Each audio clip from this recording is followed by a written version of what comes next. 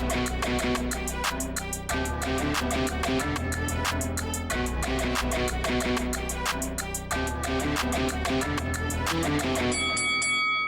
guys, welcome to Boxing Squared for boxing news and views from around the internet. The unbeaten Richard Torres Jr. will take the first major step up in his career. He will face Guido Vianello on the 5th of April, and this will be a main event in Las Vegas. So as you can see here, promo poster and the press release. So what we'll do is we'll go through the quotes and comments and then a few thoughts, because when I first heard this announced, and this is obviously just not so long ago, just a couple of hours ago while I was watching a card on ESPN, I did think, is this too much too soon? But actually I think, look, Torres wants it. He's spoken about it. Even got a little bit of audio from him, and we'll play that as well. So in terms of the press release, we'll get to this first. So as it says here, a seismic step up in class against the battle-tested Italian Olympian. So 10 rounds at the Palms Casino Resort in Las Vegas. So you have Bob Arum, the top-ranked promoter, saying, "This has all the makings of a heavyweight classic. Two athletic big men with power and tremendous determination. Top Rank has promoted Richard and Guido from the start of their respective professional careers, and I look forward to seeing how the fight unfolds at the Palms Casino Resort." I think Vianello might have had one or two fights off Top Rank. I think the Jay McFarlane one definitely was not on Top Rank. Anyway, that's by the by. So Torres currently 12-0, 11 stoppages, who is from Tulare, California. He, and it goes on to talk about the Olympics and yada yada yada. He says, "This is something I've been working towards for a long time. I want to prove that I'm the best heavyweight out there and show what American heavyweights are made of. When they offered me Guido, I didn't hesitate. I'm ready to go." And actually, I'll jump in here. So from the ESPN broadcast, this was a little bit of Torres. I'll play a couple of clips back to back. I've been ready, I've been asking, and I've been eager to show the world what I have to offer. And I think this is a great fight to be able to do so. I think he's a great boxer. I think he can utilize his distance, and he has some very long punches. But with that being said, I think that my style kind of is made for that. It's tailor-made. I like getting inside, I like staying inside, and I like having a fight. I think this is a great chance for me to show just the different facets of my style. You know, everyone thinks Richard's a brawler. Everyone thinks Richard just comes in here and knocks him out. I think people think that because there was no other reason for me to have that. You know what I mean? I think finally now they're able to see me be able to sit down, be able to box, and be able to show just the different sides of my ability. Richard Torres there speaking on the opportunity. Obviously, he likes the fight. He decided to jump at it. He said, sign the contract. And he says that we are going to see how well he can box, that he's not just a brawler, that he can go in there and basically box with a guy who recently has had a pretty good run and shown us what he's all about. Let's face it, Guido Vianello was a guy in the Top Rank stable who, until the last year and a half, was pretty much an afterthought.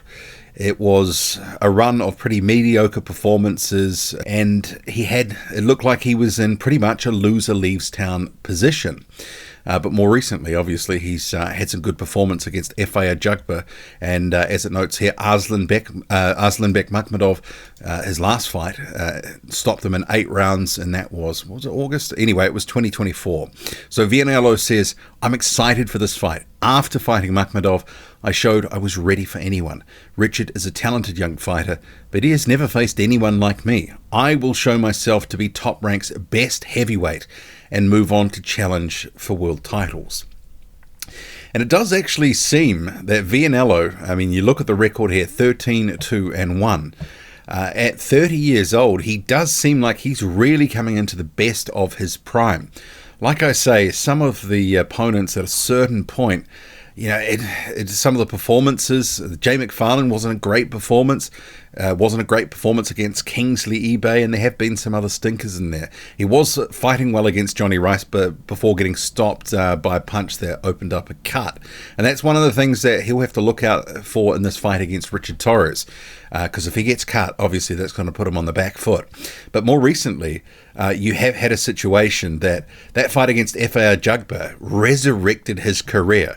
He might have lost that one, and it was by a split decision, but he was in that one, and he was giving Ajagba all he could handle. It was a very good fight. And then he went on to dominate Arslanbek Makhmudov in their fight. How much weight that win really carries now, we're starting to reflect on where Makhmudov's place in the division is and was. It's a little unclear, but you do have Vianello showing that he's a quality heavyweight. People have been left saying, I want to see more, and I've been saying more recently based off these performances, he's definitely a guy that I'd put somewhere in the top 20 to top 30. BoxRec has him rated at number 25, and I think that's probably pretty reflective of what he's been doing and pretty accurate. So you do have Richard Torres, currently 25 years old, the record of 12-0. He's ranked as number 22 in the world, but I think you have to say he's done less work and has less quality wins than Guido Vianello.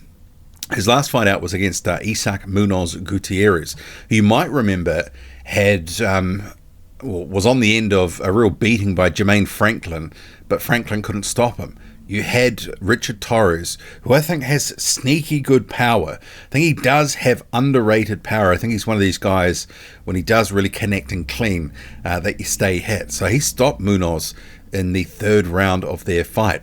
That weird fight against Joey DeVaco, where DeVaco kept spitting out the mouthguard and all that sort of stuff, or it kept coming out. He denies that he was spitting it out intentionally. I think there was a bit of both there. Maybe he was spitting it out at the odd time, but I think because it was about 5 times, it was ridiculous. But he has looked pretty good in most of his fights. This is a very good main event, and it really is a decent step up for Richard Torres Jr. And I think this is a 50-50. The way that Vianello has been fighting and performing, and now that the confidence that he has, he did change his training setup a little while ago.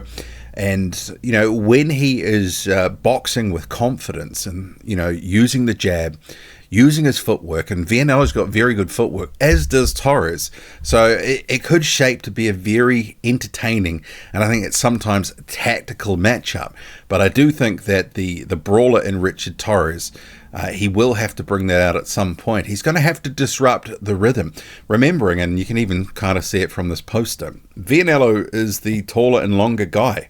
He's got a couple of inches in height and reach on Torres, so yeah, Vianello probably is going to be using that jab and trying to maintain, you know, a good distance and you know, manage the range between the two.